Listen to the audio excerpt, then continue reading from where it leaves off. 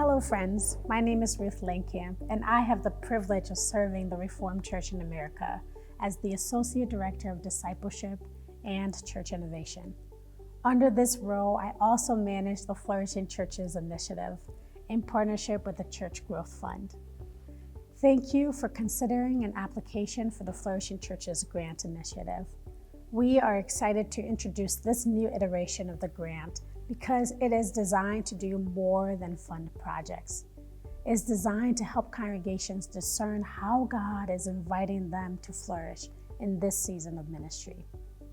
Over the years, we've learned that healthy, thriving churches don't begin with a building project or a ministry idea. They begin with prayerful discernment, honest reflection, and a willingness to imagine what God might be calling a congregation to become. That's why every church that participates in the Flourishing Churches Grant begins with two important resources as you implement your grant funds: the Flourishing Churches Assessment and the Flourishing Churches Learning Pathway. The Flourishing Churches Assessment helps your congregation better understand where you are today. It explores key areas of personal and congregational life and invites your church to discern 7 characteristics of flourishing congregations. Rather than simply identifying challenges, the assessment helps you uncover strengths, opportunities, and areas where God may be inviting your church to grow. When your church is accepted to receive a Flourishing Churches Grant, your leadership team and your congregation will be invited to take this assessment, and your team will be invited into coaching to more faithfully engage your learning.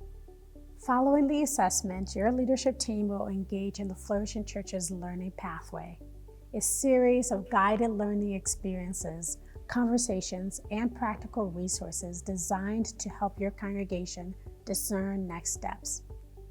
Along the way, you will hear from experienced practitioners, learn alongside other congregations, and develop a clearer vision for your church's future.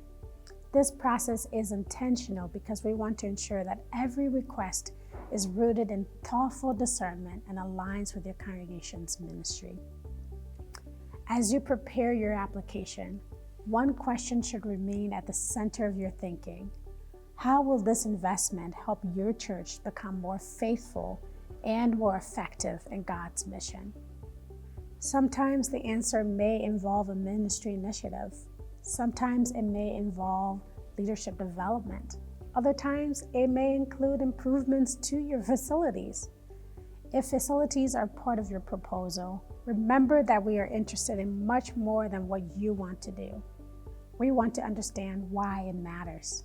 For example, perhaps your church needs to renovate a fellowship hall, improve accessibility, or repair a parking lot. Those are all reasonable requests, but what excites the committee most is hearing how those improvements will strengthen your congregation's ministry and expand your ability to serve your community.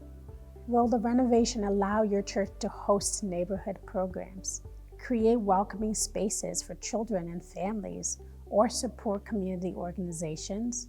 Will it remove barriers for older adults or people with disabilities? Increase opportunities for hospitality, for discipleship, or outreach? Help us understand the ministry that will happen because of this investment.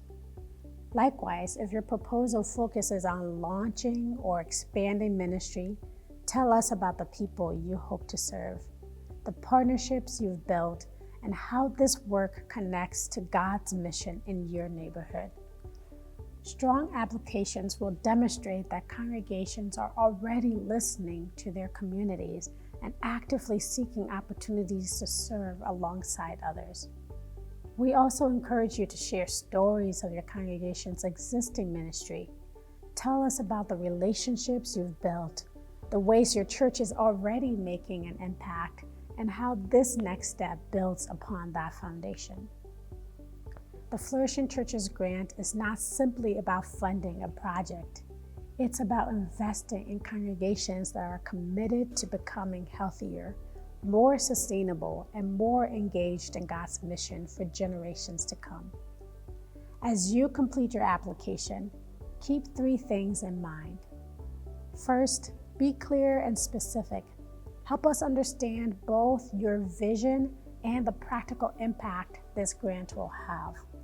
Second, demonstrate how your proposal connects to your congregation's mission and your community's needs. And finally, embrace the process. The assessment and learning pathway are not hurdles to overcome. They are valuable resources designed to help your congregation glean clarity, strengthen leadership, and discern God's invitation together. We are grateful for your ministry and for your willingness to imagine what God might do through your congregation in the years ahead. Our prayer is that this process will not only strengthen your application, but it will strengthen your church. Thank you for your commitment to Christ's mission, and thank you for considering the Flourishing Churches Grant. If you have any questions at all along the way, please reach out. We are here to help. May God bless you, your congregation, and your continued ministry in your community.